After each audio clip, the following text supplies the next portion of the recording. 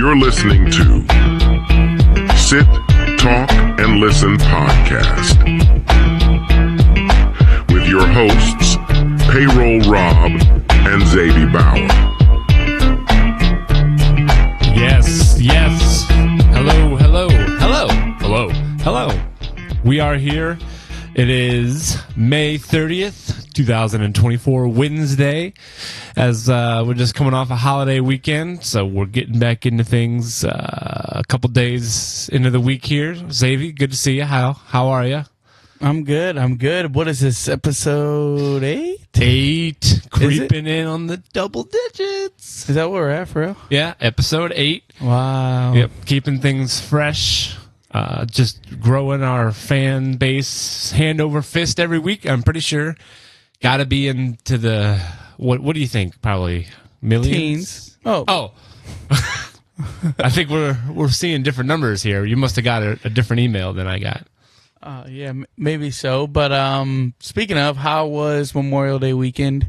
Hope everybody had a good Memorial Day. Yeah. Took advantage of that Monday off. Oh yeah, I do. I tell you, Memorial Day it's one of those weekends and one of those holidays that, as I've gotten older, that holiday has gotten better and better, and I've enjoyed it more and more as I've gotten to be older. And I've enjoyed, and the ones that I used to enjoy a lot, you know, the Christmases and the Thanksgivings. Where's the mittens? Hot takes coming in. I'm starting to get to the point where Memorial Day and Labor Day, these holidays, there's not large expectations, but we all get a long weekend. Like, man, that's what holidays should be about, right? Not all these like, well, I got to do 5, 6 parties and get-togethers and presents and meals and drinks, and you know, it just Memorial Day has grown on me over time, I tell you. So shouts out to all those veterans that went ahead and died to give us this right for a long weekend. Jesus, what do you mean? That's what is here? What is Jesus? Oh, well, memorializing what? What are we memorializing? I will say that I agree. This is the first time that I've actually gotten to really appreciate Memorial Day for what it was and what it is. And along the same lines of what, like the same lines as what you're saying, getting a day off. You know, I had worked 3 straight weeks. I was working Saturday and Sundays for the past 2 weekends leading into that. Like 21 straight days. It was nice having off both my jobs that Monday. Des and I went to Schnucks the night before and got a bunch of stuff to barbecue. We went over to my mom and dad's, and I manned the grill. It was nice. Yeah. So grown man Xavier taking over the grill. So it was really nice just having that Monday off, and like you said, not a lot of expectations. Yeah. I mean, you know, take it easy. That's barbecuing was nice. It was fun, and you know, just a chill day, and it was like a bonus. You know, it's just like a bonus 3-day weekend. Yeah.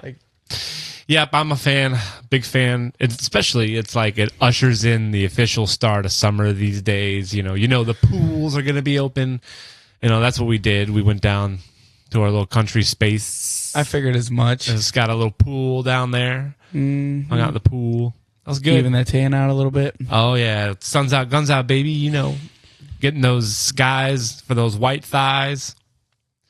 Trying to let them come in and rain down on me. Bring the tan, you know. I do what I can. Yeah, so, it was... What else did you do? Anything fun? You worked the other couple days over the weekend? Yeah, well, Cardinals-Cubs happened, and so I work sports and social, Ballpark Village, for that. And the rain delay, I mean, that brought quite the crowd. You know, everybody's coming in and... you know, looking for something to do while they're waiting for the game to start. The one game, I believe it was Friday. The Friday game got postponed till July. So that's gonna be a nice little day there. A doubleheader versus the Cubs on a Saturday. Talk about a busy day, but come ups. But you knew they were going to try to get that game in on Friday, Sunday night, Sunday, because they already had postponed one of them, and it's going to be hard to do 5 games in 3 days in July. So they waited that out, and it was a nice little weekend at Ballpark Village. It was. Some say it might have been a strategic plan Friday. They knew they didn't want to maybe play the game because it was Cubs' best starter. Yeah, who just got rocked. And this isn't a baseball podcast, but not a baseball podcast. Love some baseball, and he got rocked by the Brewers the other day, roughed up. Maybe the Cardinals threw him off, but the Cardinals are finally 500 for the first time since opening day. But since actually mid-season 500, it's been a while.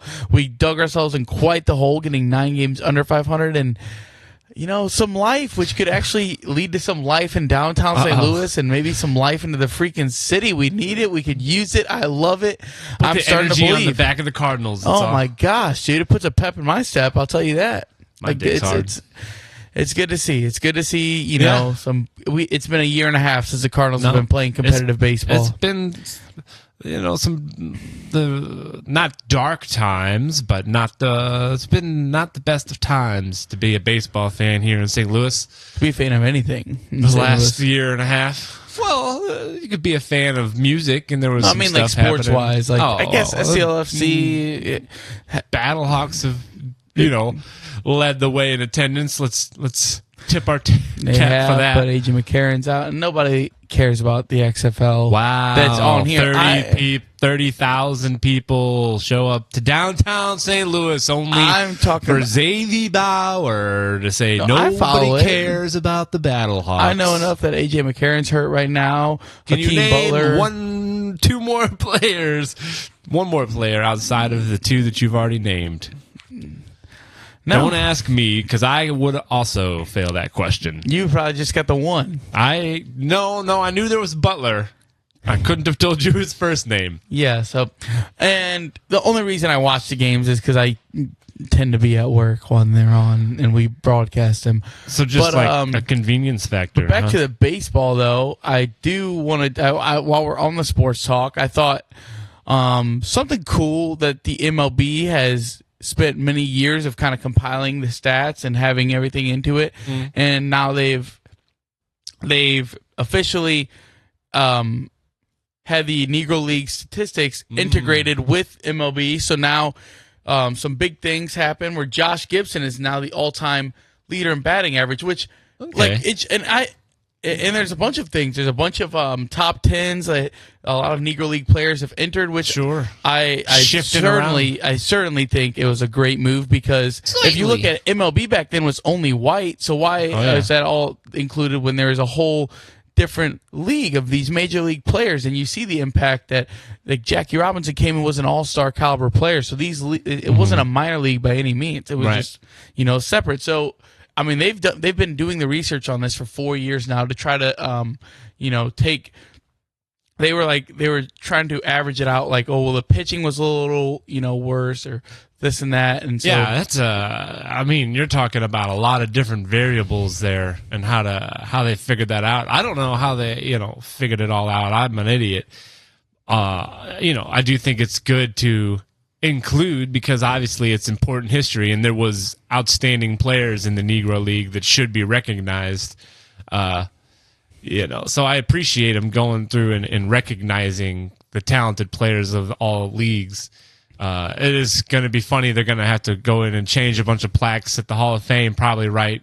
Like anybody that finished career with the 5th best batting average of whatever his era, and then now that guy's probably got the 7th best batting average of his era. Yeah, and a lot of corrections, but that's okay. They excluded a number of caliber players for years. There's been some divisiveness. I've just a lot of people. Whoa! People, divisiveness with racial discussions. Hold on. Yeah, I know, and it's to me it's funny because it's like the world we live in. These people have never thought that Babe Ruth needed an asterisk. He never had to go against some of the other.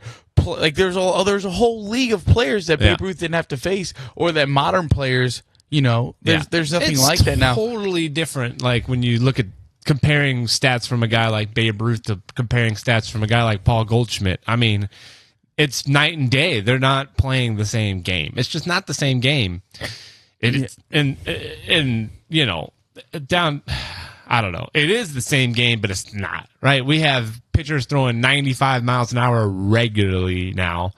You might be lucky if a pitcher was sniffing 75, 80 for a fastball back in Babe Ruth's day. And that was that was incredibly unheard of if somebody was throwing that hard. And you got dudes just coming up there swinging fucking tree trunks and knocking dingers. Now, comparatively speaking, though, Babe Ruth was a lot better than the rest of the people that he was playing with back then. I think there was a stat where like Babe Ruth had 60 home runs one year or something close to that, where the second place guy had 14. But I'm just saying, I mean, it's all contextual. I get it. Yeah. It is. So I'm not trying to talk down on Babe Ruth to talk up Josh Gibson. I just think that, you know, Josh Gibson is a name that maybe 1 in 10 Americans know, if that. No, less than that. Yeah, that's what I'm saying. Yeah. He's one of the greatest baseball players of all time. Right. When you look at it, well, so statistically, it's cool. like that's the biggest thing. Is a lot of times when we're judging greatest of all time of those kind of guys, we're looking at it through eyes of pure stats. We don't. There's no film. Okay, well that's all I do. We're not watching these guys. There's not people that are alive that watch these guys. Yeah, that's true. But so I mean, like, it's not saying that compared to his peers at his time, right? I'm not saying that these players and guys aren't good and shouldn't be recognized, but I think it's important to not paint them in like these rose-colored glasses of like, that was the GOAT, man, definitely best of all time, not even close. Look at those stats. Oh yeah, and that's not what I'm doing. I'm just saying that he's one. I'm generalizing. I'm not saying you. And in his era, you the people, plural you. Josh Gibson in his era, just like Babe Ruth of their era, were clearly leaps and bounds better than a lot of their peers. Mm-hmm. And so I just think it's cool that there's some recognition there, and I just thought there was something notable that's happened.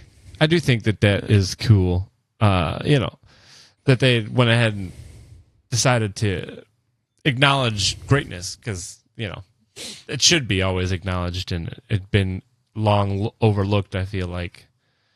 That's interesting.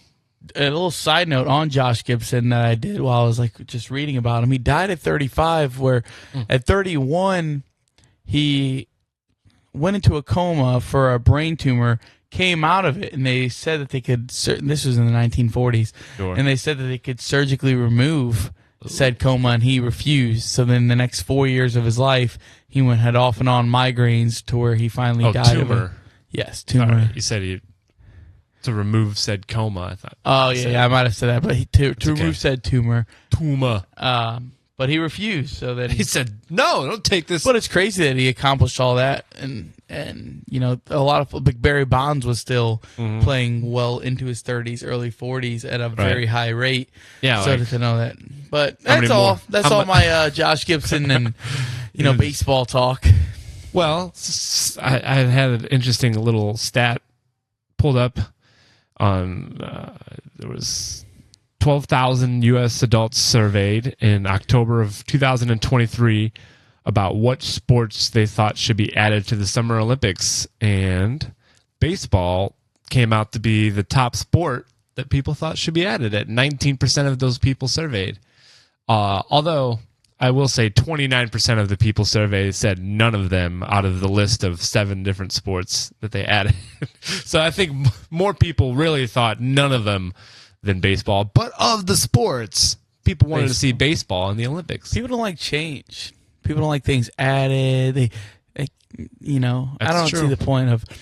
But I wonder if baseball is, or it's not. You're not saying it is added. They're just saying if they're going to add one, they would like to see it in baseball. They're just getting I people's wonder opinions. if that would still be amateur, or the professionals would play like the baseball like the classic. hockey.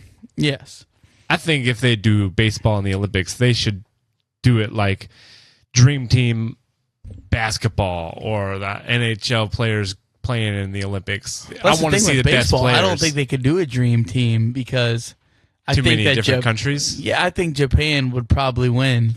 just like the World Baseball Classic. Yeah.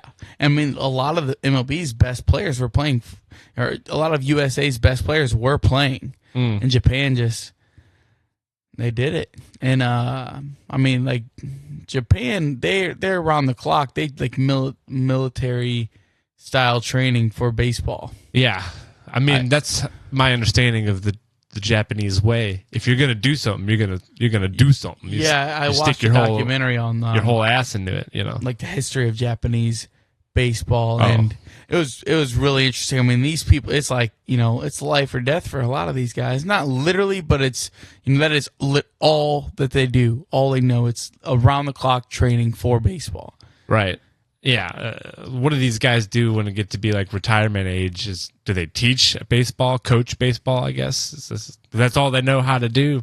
I guess. I mean, but they're like SpongeBob. They've forgot everything except their name and or how to breathe and to play baseball. Yeah, like look at Shohei. He forgot how to follow his own bank account and all kinds of stuff. Show me the money. Yes. Hey, the money. Now it is.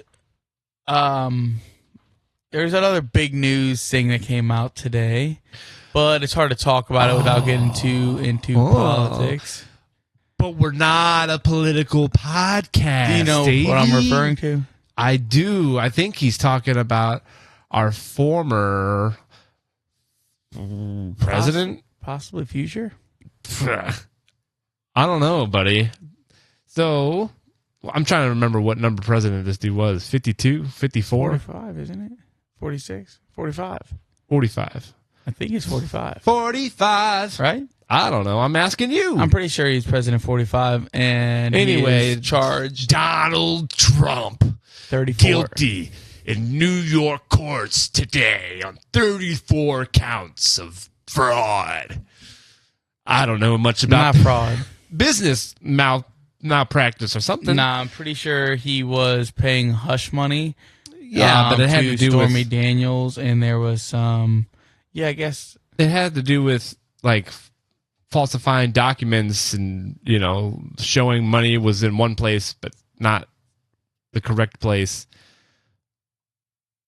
But in standard Trump fashion, he comes out and he's denying it, and he says, this was a disgrace. It was all rigged. Judge is corrupt. We'll fight to the end. It's far from over. My favorite in classic Trump fashion, the real verdict is going to come out by November 5th by the people. They know the truth, what happened here. Everybody knows what happened here. It's just, this guy just can't ever let it go. He just has to always say something.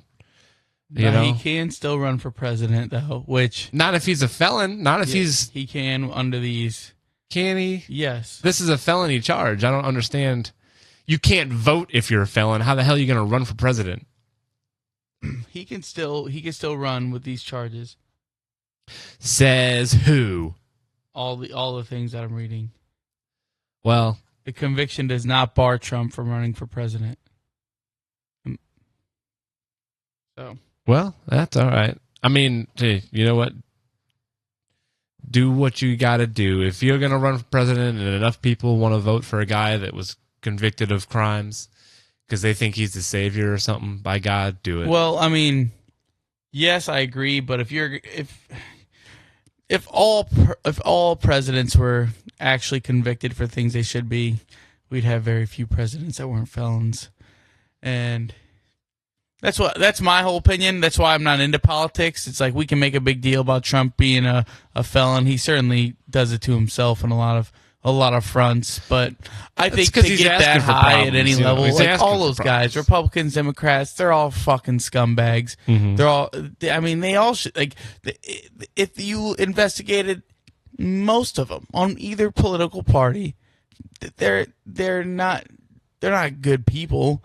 They're not doing things for the betterment of humanity a lot of times. And, so that's my thoughts on it. But it is interesting, and it's funny that it's happening to somebody with such a big ego. Like, he probably would never thought that because that's the whole thing. That is entertaining, but he carried himself and carries himself as somebody that can't be touched and hurt when he's got skeletons in his closet that should be hidden.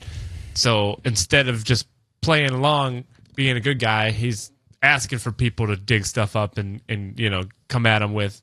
So clearly there was some mishandling, falsifying business records is what it was. 34 counts of falsifying business records. And yeah, everybody on the jury said guilty because, right, if you got one juror that says no, you get a hung jury, and then it's a what do they call it? A mistrial or whatever. Yeah, and he's saying that I guess the district where the court sessions were held was only 6% and in his favor for the election, so it's all rigged. Of course it's rigged. It's always rigged. Yeah. But it's hard to get too much deeper into this topic without being. I certainly hate talking politics. It's not. Yeah, I don't care to know the ins and out of every bit of this case. It just seems funny, right? That if somebody says a jury finds that there's something wrong, he's like, nope, didn't do it. I just didn't do it, and everybody's like, see, he didn't do it. He said he didn't do it. So it's like they're so okay and willing to believe him on any case, but half the people want him dead and half the people want the people dead that are responsible for him being guilty. I mean, he is one of the most divisive people, I think, in this world's history, especially modern history. Yeah, maybe modern. But I mean, he is a very, very divisive figure. Like, you either hate him or you'll get a tattoo for him and hang flags, in your front yard proclaiming your love for him. Tell you this, didn't you would have asked me in 2006 if Donald Trump would be this important to the world in 2024, I'd say, what? No. Why would what Donald Trump does in 2024 matter to anything that's going on in the world? I don't even know if anybody has ever, every president's obviously huge and famous, but it's became, certainly in our lifetime, such a divisive thing. I feel like, the acceptance rates, I don't know. We haven't had very many presidents, obviously, in our lifetime. Four that I can remember, remember being around for. And I don't know if it's because I was younger or but even if the person you didn't vote for, lost, you didn't, I don't remember being such boisterous hate. Well, because now everybody's conditioned to believe that if your side didn't win, you need to raise as much hell as you can, and your life's gonna suck. That's what I'm saying. It shouldn't be that way. Well, that's just the social media world that we live in now. And certainly, I think somebody like Trump has affected that. He definitely plays into that. He plays the villain or the anti-hero, I guess, if you're a Trump supporter. But it's just so divisive, man. I don't. Well, because it's politics. That's the whole point of it. Politicizing things. I know. Taking a stand, riling people up. I think social media definitely plays a huge part. I don't think that people should be allowed to. Well, this is. Let's go. Come on now. Take city. I mean, this is going against, I guess, First Amendment rights, but it's just shut them down. I don't know if it's healthy for people to have a open forum to broadcast their opinions to a bunch of like-minded numbfucks. Yeah. The town crazies that used to always just be. I just don't think you should feel that strongly for anything. I'm getting too deep. It's just like, man, this isn't a sport. You cheer on your teams very hard. You live and you die with your sports teams, and even then, maybe not. It might not be that healthy. You don't need to ride it out with your emotions. You can be happy or sad for a short period of time, but that shouldn't be your North Star for how your day, week, month, year, life is going. Shouldn't be decided on the political candidate that you like or dislike winning or not winning, just like it shouldn't be decided on the sports team that you like winning or not liking. I don't know. You got to find happiness in other things than outcomes of stuff that you have no real control over. But even in sports, though, like I at least for me, I can find the faults in the teams that I root for. Yeah. And, I still have a strong disdain for our rivals. But in politics, it's like my side, every single thing that this person does or says can be spun into a positive. Yeah. And every single thing that the rival or the opposing view says, it cannot be. They're morons or idiots. They should have bullets put in the back of their heads at once. Like, look what these idiots said again. Yeah, it's basically like how every newscast should open up, like on one side or the other. Every single term, half the country says, well, the end of our country's coming. And every single term, no matter, it's crazy because it's we've definitely heard that from. We're fucked. Every election we're since. so fucked. I'm trying to even think. I don't want to just point to the Obama 08 election as like the one that was like the most glaring, as like everybody was so torn at the outcome of like, oh, we're screwed. I remember South Park made an episode at the time of like people making bomb shelters and stuff in case Obama won president and stuff, and then he did, and they're all like, is it okay? Can we come out? And they're like, yeah, everything's fine. Yeah, exactly. And it's like, yeah, granted, I mean, people get so worked up and this and that, and I'm sure in the long run these things have long-term effects, but it's like, I've never been, I guess, thought like, wow, this presidency has directly affected everything going on in my life, and my life is terrible now because of this. Like, a lot of times there's way more moving parts than just that. Yeah. So there's a lot more. If you're consuming yourself with just such hate and vitriol for either side, just do yourself a favor and find a hobby. Yeah. Maybe go touch grass, kid. But Trump does bring it on himself. Yeah, like, that's what I'm trying to say. I'm not trying to. It is funny. It is funny because it's just. It is. It's like I'm we're not trying to distract that fact. That is funny. We're in like a parallel universe. It is. I mean, no way you thought that he would accept that. And that's really all I have to say. Once again, I feel like it's pretty common for us to kind of know service level stuff of everything going on, but the deeper we get, we risk more and more looking like absolute buffoons. Yeah. Well, what we'll are see. Topics though? What were you doing? Do you think 50 years from now, United States is still looked at as like a global, I don't want to say empire, but the global powerhouse of being like the number one economy in the world?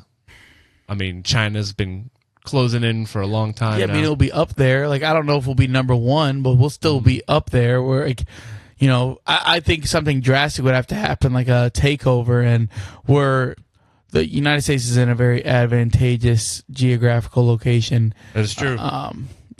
We're surrounded by from ocean. Sea to shining sea. Yeah, so a lot of times when great empires have fallen, it's been, and granted there are nuclear weapons and stuff now, but even then, I think that we might not be number one or the number one powerhouse, like you said, that the whole global economy goes through, but it's hard pressed to see such a decline in 50 years. But I think that a lot of people like to have hyperbolic takes like that. It's all or nothing. That's the world we live in now, brother. If you want me to be like a shock jockey, black or white. United States people might not even have. There will be no documentation that we ever even existed. Me and you will be ash dust in the wind.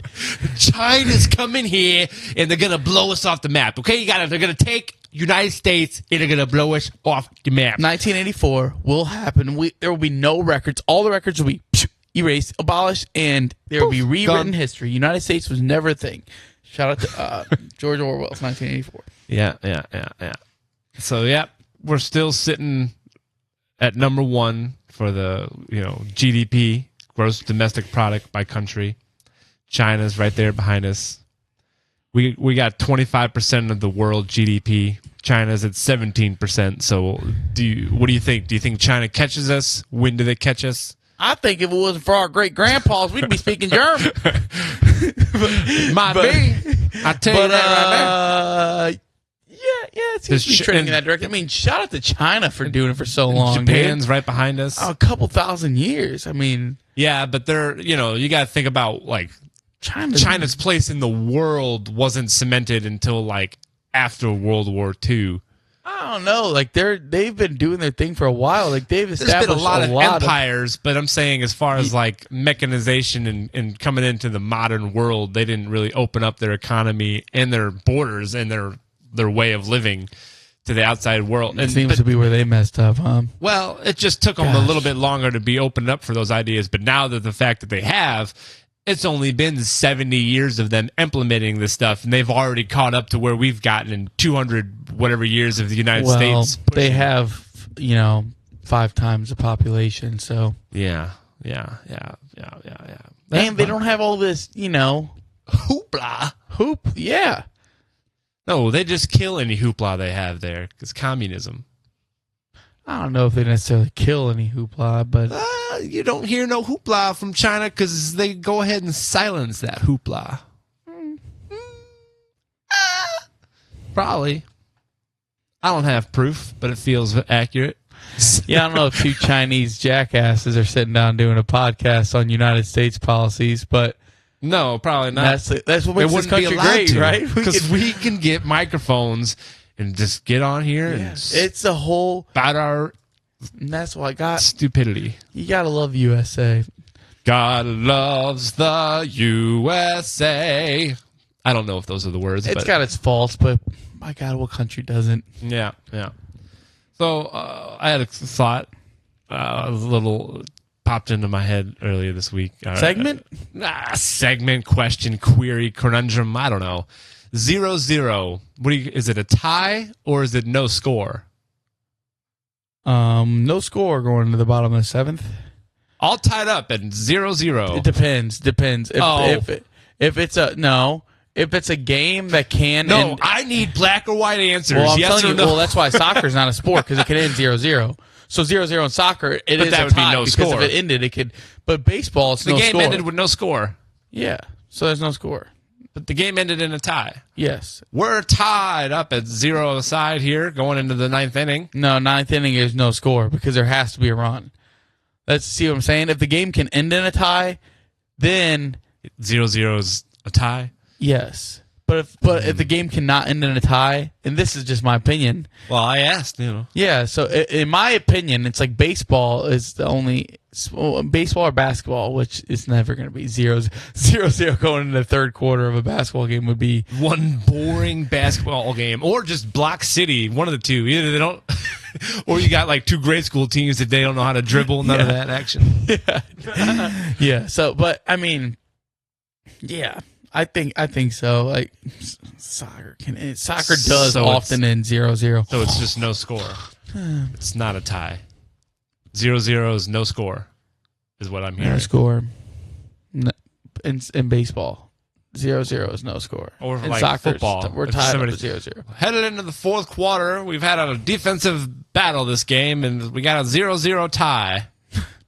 No score going into the 4th quarter. 0-0 as we got ourselves a defensive battle. Which one? That's not modern football. You're even reading it like 1970s announcers. Modern football. Here. So we got a defensive barn burner here. 5 minutes into the first, still 0-0. You're like, what the hell is happening? So that's no score. You wouldn't say I'll knot it up at 0. No, I'd say it. No. It sounds like one of on TMA Jackson's questions that he did on the balloon party, where he had that whole thing, and Tim said that Tim wasn't a fan. But anyways, we always reference TMA and the balloon party and stuff, and big fans. So speaking of fans and things automated, I was at the grocery store, Schnucks. Shout out to the Schmucks. And as I'm shopping, and they had like the little floor sweeper, right? You see a floor sweeper. Yeah. Normally, it's got the seat and the steering wheel, the Zamboni. You got a guy riding it, cleaning up sweeping the floors.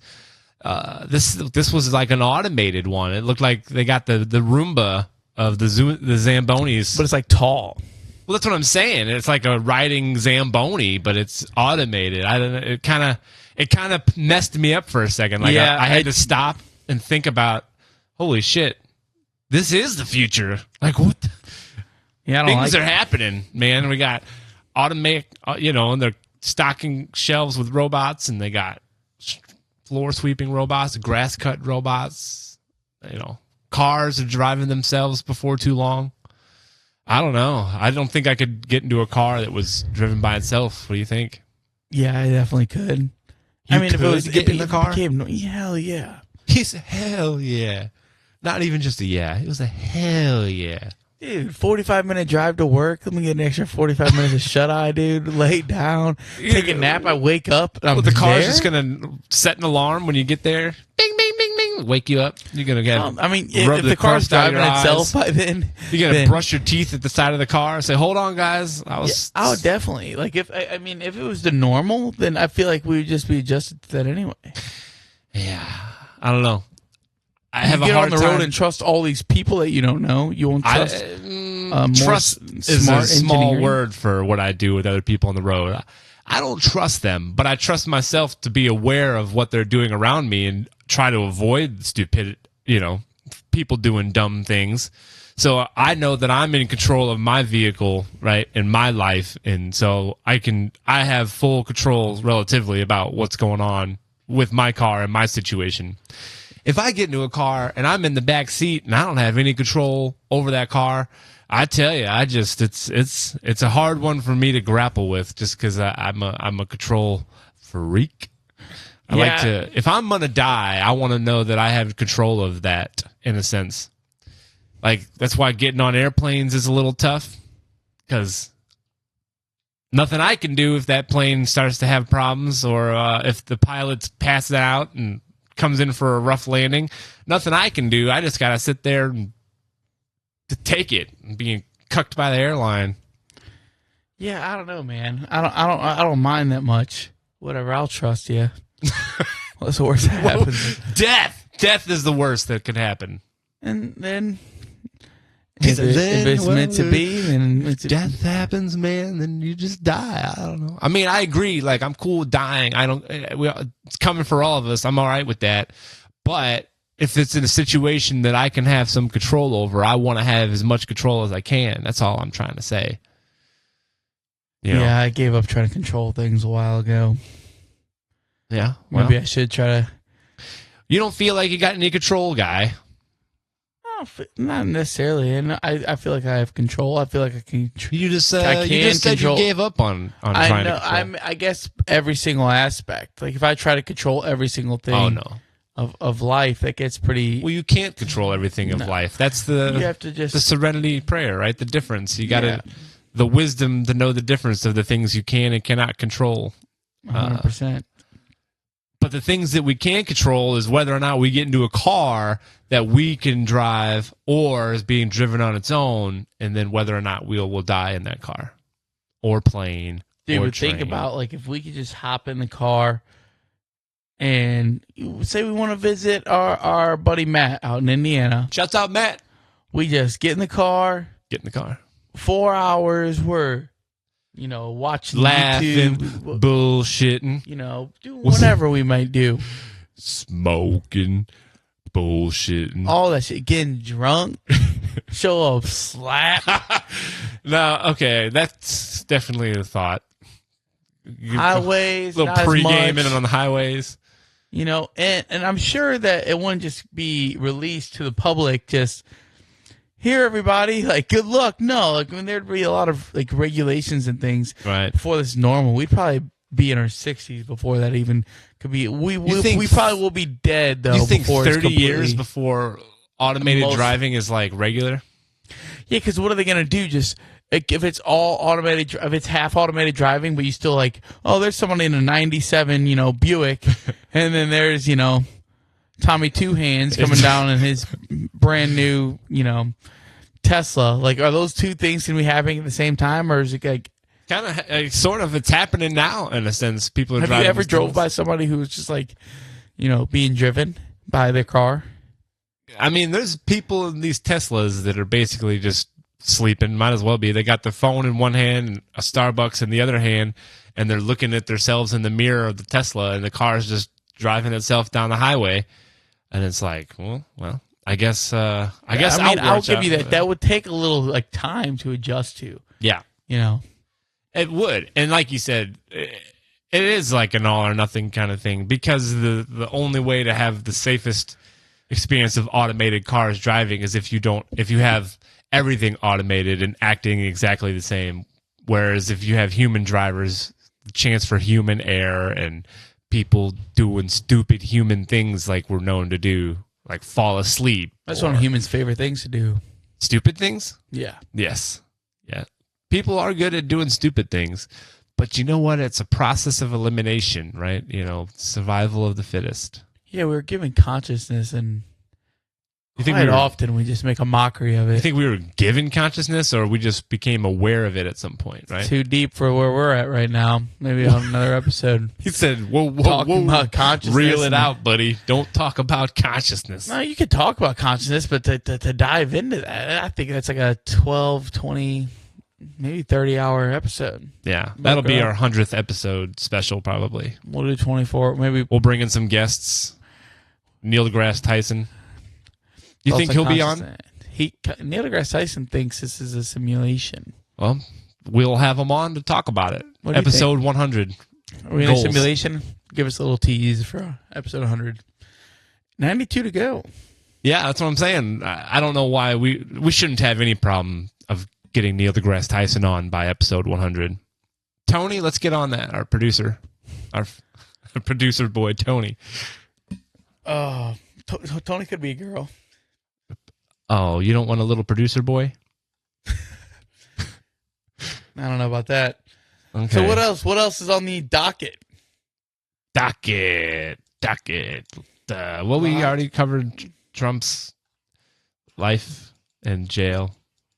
He will not serve jail time for that. You don't think he's going to go to no jail? Hell no. He said, hell no. Do you? I don't know enough about it. Probably not. No. White collar crimes. White crimes. I don't know. Everybody's talking about Trump. Yeah. I haven't listened to anything good new recently, music-wise. I've been, tell you, most of my time gets spent listening to podcasts and a couple of little audio books here and there. So when I do dive back into some music, it's usually either prepping for a gig, so I'm listening to stuff that I've already heard 100 times over, just making sure I'm ready for gigs, or comfort music. I haven't went and found any new music probably in like 6 months, man. I think that's common too. Once you get older, like there's a certain cutoff where you're like, yeah, new music's not for me anymore. I know I have all the music that I want to listen to. And I have all the music I want to listen to. At 31 years old, I'm done. Fuck everything else. Well, it's funny you say that about the podcast and stuff, because we're both two people who, musically inclined, I would say. Yeah. We're into it. Probably fair, right? But I would say a lot of times I'd prefer listen to a podcast these days if I have time. Now at my new job, I'm listening to music all day. I think but by God, do I miss a podcast? I don't know. I think part of it is like the cynicism of it all. Like listening to music and knowing how the sausage is made more these days makes it so anything new that comes out, I'm like, oh, this is just a polished turd. Like this song isn't that good at all. The lyrics are trash. The melodies are boring and recycled. Have been used 100 times.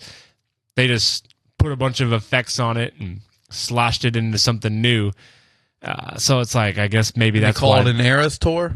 And call it an Eras tour, yeah. It's just, joking. And then, so you get that with music, but when you listen to a podcast or something, you're getting people at relatively their most natural state. You're getting something authentic in a sense, right? I mean, people can obviously lie and play characters and act on these podcasts and shows and whatnot and books and whatever, but more times than not, you're getting at least a flavor of their real personality and like, some authentic human conversations. You're not being like fed something that's been curated and like polished until it's just like faceless and doesn't have any human soul in it, like most of this new music does these days. Like that's the issue I have is a lot of new music is just soulless feeling to me, and so it doesn't make me want to go search it out a lot of times. Do you think that's what our parents felt about like music when we were growing up, and that it was their soulless, or do you think it was more like this isn't real music? I mean, it was definitely more of like this isn't real music. This is terrible pop, hip hop, rap crap. Bop. I don't even know what they're saying. I can't understand any of these words. Was usually like what we heard. We didn't hear anything about like this music has no soul or feeling. I'd see how many moms do you see that were bobbing their head to Shakira "Hips Don't Lie" still, like. You asked what I think about in 30 years of cars. In 30 years, what do you think the role of AI will have in the music world? It's already it's gonna be bad. I mean, it's gonna talk about having no soul, dude. It's trending even more so. Yeah, I don't know. I think AI is gonna probably cover a lot of the commercial music in the sense of most of the music you hear on TV commercials and most of the music you'll hear on TV shows and movies and things like that will be produced and made by AI because it'll be so simple and accepted that they'll be able to do it inexpensively and people won't care to know the difference. But I do think that with the rise of that and that happening, that there's going to be a larger market of like true indie music, of like true, music that was played and recorded by humans, and you can tell and hear that because there might be mistakes or little nuances of things that make you realize that it's something new. I just think humans are going to crave imperfections and things. Yeah, I think so. Without like explicitly saying, "Oh, I need imperfections," but when maybe more artists steer that way to where they're making more true music from their soul and not trying to make commercially successful stuff, because AI is already going to make everything that's commercially successful. So artists have to actually make something that comes from their soul and it's going to actually connect with people the way that music had connected with people long before we ever learned how to record music, Yeah, and do you think that AI will ever get advanced enough where it can almost start replicating the human emotion element? It's hard because some of the best vocal performances is not necessarily the most well trained but it's like where you can just feel that raw emotion and whatever the person's trying to singing convey. Exactly. Like you already know it's just something hard to explain, but you can feel it. You can feel what they're saying is real and true to them. Right. And I don't know if AI can. I don't know. I don't think it will. But it's it's an unexplainable feeling. Right. You just feel that person. And it's like AI will just be able to put words together in a way that like, this seems human. This feels like how humans would convey their emotions. We have all these examples of humans conveying their emotions in this way with these words, but they won't have the little nuances that each individual person has when it comes to putting words and then melodies together. Because like how you enunciate the word, how you hold the notes, like each one of those things can be totally different from individual to individual, where like AI it either won't have direction or it's going to only be able to replicate what humans have already done. So, people are going to do stuff that's different from what AI even knows. And I don't know. That's just kind of how it feels. It's going to have to go with music and arts and creative things.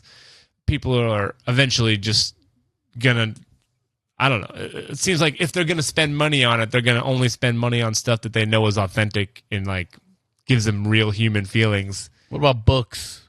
You think AI? You think there's going to be there's a place?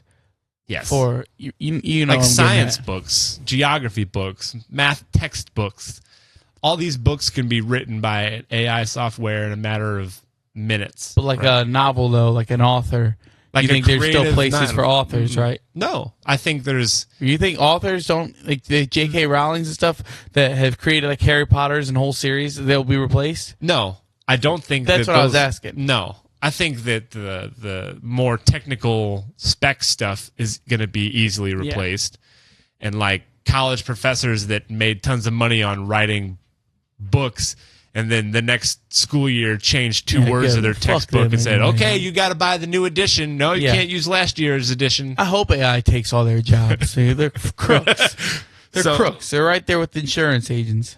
Yeah. So those guys are gonna, they're not gonna be able to make royalties from all their books forever. Not insurance agents, but just insurance in general. It's a scam. Big scam. But so interesting. We can also save a lot of these AI questions for Neil. Episode 100. He's an astrophysicist. He has a lot of knowledge, a lot more well-versed knowledge on this stuff than we do. Probably. No guarantees. I don't like to put anything in definites. Yes. Do you think we'll ever have the ability to have an AI programmed into us where we can just learn things? You think there will be, not even us, but like humans in general, do you think there will be a time where it's like, I want to learn Arabic, and then, this little chip's inserted in you, and all of a sudden, Arabic? Yeah. But then I guess the question is, how would that be? Are you human at that point anymore? Are you android? Have we then made a species of androids assisted by machines? Altered. Yeah, that's what it. But that's you can what still an think android freely. Are a humanoid. I don't know what they call that when you're like part human, part robot. Humanoid. Hell, I don't know. But are you, if you just have a chip in you? Gato, Mr. Roboto, Tomo Popo. Do you know what I'm saying, though?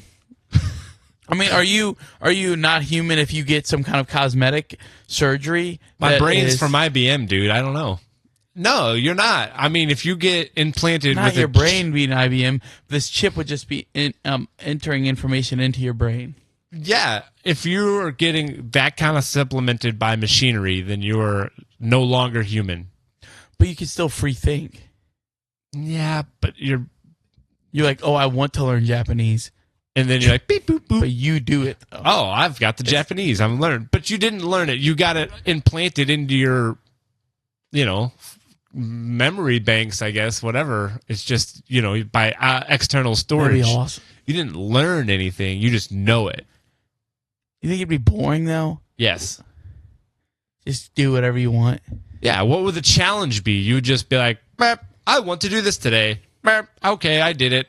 Like, you didn't. That's the noise they make too. Yeah, that's the computing sound. That is like the one flaw they can never fix. It can never be silent. Like they advance all this technology so you can just get any information you want downloaded, but it has to go. Oh, yeah, probably. That'd be awesome. Sit there. All right, I gotta go to a meeting in China today. Time to turn on the Mandarin switch. Yeah, but when you'd still be human. Like you'd still need to sleep and stuff. You'd be a humanoid. You'd be partially human. To be human, you got to be 100% organic organism, right? Like all of our organs grew naturally. We didn't still implant be getting any hungry and thirsty, and you would need sleep. You need but it's not that you're not human-like, but you're no longer like the same species. You're something different, right? Your brain doesn't work the same as other humans. It doesn't. So it's different. You're different. You're entering into new territories. All right, I don't know. Write it down, Tony. We'll ask Neil when we get him on. Yeah, so 100. that's definitely interesting. But it is interesting.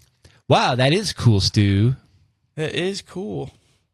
So, I mean, yeah. What do we're down to the final four in both playoffs of major sports. Is that right? Final three in NBA. The Celtics advanced. That's right. The Mavericks and Timberwolves play game 5. Yeah. Mavericks got them up against the wall too, don't they? It was 3-0. Timberwolves took game 4 to avoid the sweep. Wow. Now they're back in Minnesota tonight for Game 5, trying to make it 3-2. And I think that's when things get interesting in sports, right? If it's 3-2? If it's 3-0, yeah. then the team that's down 3-0 wins one. You're like, okay, still more than likely, Dallas or whoever the team's up 3-1 wins. Now 2 in a row, you're like, well, they win one more game, then it's Game 7. Yeah, it's definitely when so it's 2 games. If you're down 3-0, you got to win 2 games to make it interesting. Yeah, I mean, if you're down 3-0, if you lose one game, it's over. But I'm saying to get like the public's attention, paying attention at least to it. win 2 games. But you're not watching. So I'm not watching it after 1. No. But speaking to a non-NBA fan, if say Timberwolves are down 3-0, and they come back 3-0. to tie it, are you now interested as an outsider? If it's 100%, complete it. If it's 100%, Boston last year was down 3-0 to Miami, came back, tied it to go to Game 7, and got smoked. I remember, yeah. You remember that? I do. I had forgot about that until Brand had just reminded me of that, and that would stink. I would rather have just gotten swept, wouldn't you? If your team comes back from down 3-0 to force a Game 7 and you just get blown out. Right. I mean, but that just it makes you feel better for the next year at least. You're like, all right, we can do that. We didn't just get blown out of the series. At least you're like, all right, we could have competed with those boys, but we were messing around or whatever. So now, like this year, I mean, look at this loss will help us in October. I mean, look at it, right? Look at the Celtics this year. It's clear that they're on a mission, right? Like who, right? I don't know. I don't know. Like That's we're the only people in St. Louis now. It's definitely much more like heart wrenching to go through the comeback only to lose in Game 7. But gosh, if you give anybody a chance, they said, you know what? Just get us to Game 7, right? All they got to do is get hot, and then maybe they can win that baby. We get hot, we can win this baby. And the Cardinals are getting hot. The Cardinals are coming. Tra-la, tra-la. You said what? I said we open with that, but gosh, man. It's bringing the energy back around. It's baseball. It's summertime when the Cardinals are playing good baseball. And people want to go down to the ballpark. I have a couple brews after work sometimes. Just, and something even too. Like if you want a nice night outside, and this is just particular Cardinals baseball, but if it's a summertime and you want a nice sit outside on a deck or something with your best gal, and you can have the baseball game on. There's something about listening to baseball that's better than any other sport. It's great because it's like one of the it's a sport that it's a slow-paced sport, so you can take your time, relax, and the announcer can keep you locked in on things without you falling behind on the action. You could be talking like me and you are now, and then you could hear the change and fluctuation or tonality of the announcer and be like, oh, like something's happening. Yeah. Yep. Whereas if you listening to a hockey game on the radio, if you don't know every player on the ice, you don't know who has the puck. Yeah, and we have a great Chris Kerber's awesome. Yeah, and I do love listening to that, but you got to be locked in. You have to be knowledgeable, like way more tuned in as a fan, I would say, when it comes to like hockey or football. Even football, when you're listening to it on the radio, isn't exactly the most exciting. No, they say first down, we got to run to the right, we got to pile up, and he's down for a gain of 1. You're like, oh, that was exhilarating. Yeah, baseball. There's something about it, and just like the summertime and. How could you not be romantic about baseball? How can you not? I freaking love it, dude. Inject it into my veins.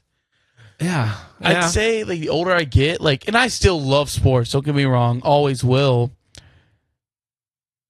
But like my love for baseball kind of remains the same, where my others kind of fluctuate. There's some seasons where I'm a little less into it or real into it. But baseball, and I think it's because it's the only sport. I think, like you say, you romanticize it. There's something just, I love it. I just love baseball season. By God. Yeah, I'm a fan. I do like baseball. A lot of baseball good meals today.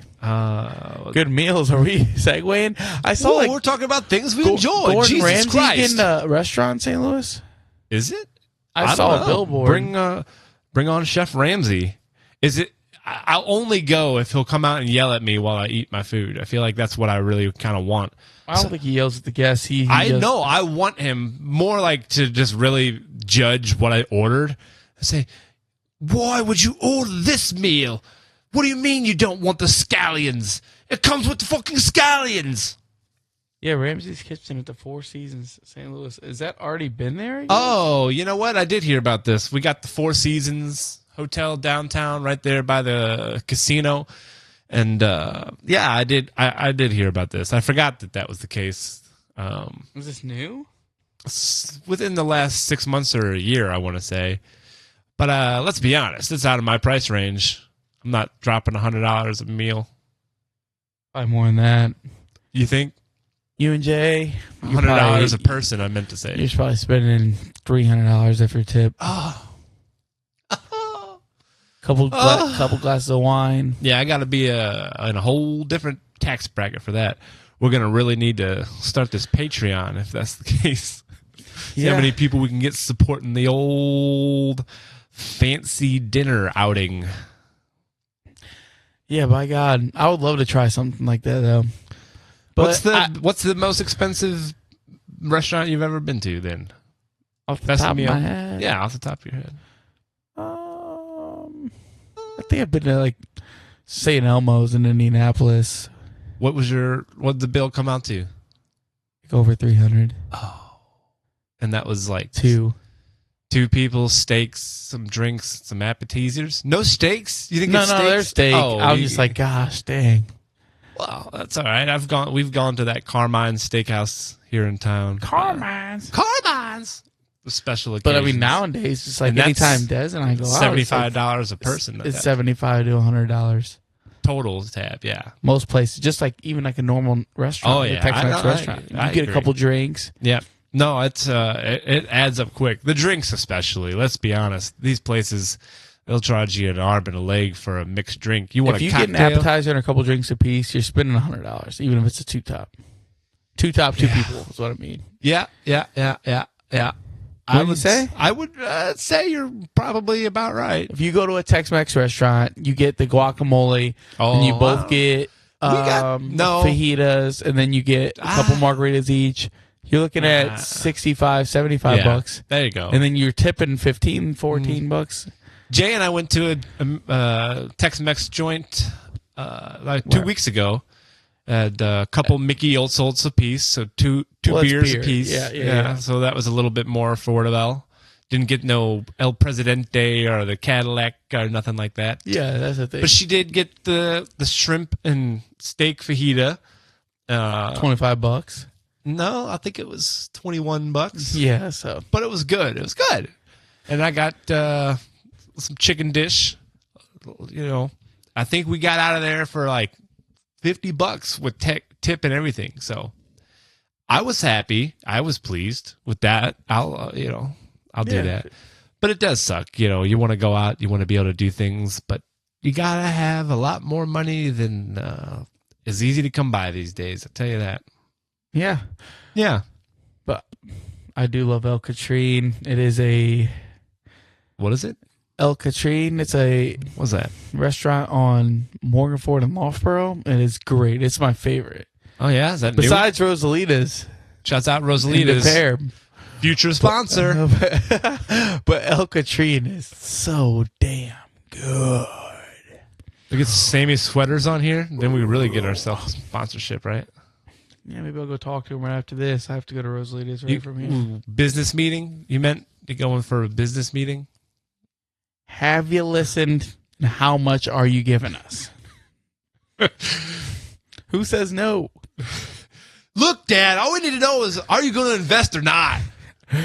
You wrecked my boat, you fucking goons. You're both baboons. Oh, my Failures. God. Failures. That's what people are saying about. Keep your leopard spotted hands off my mom. She's a saint.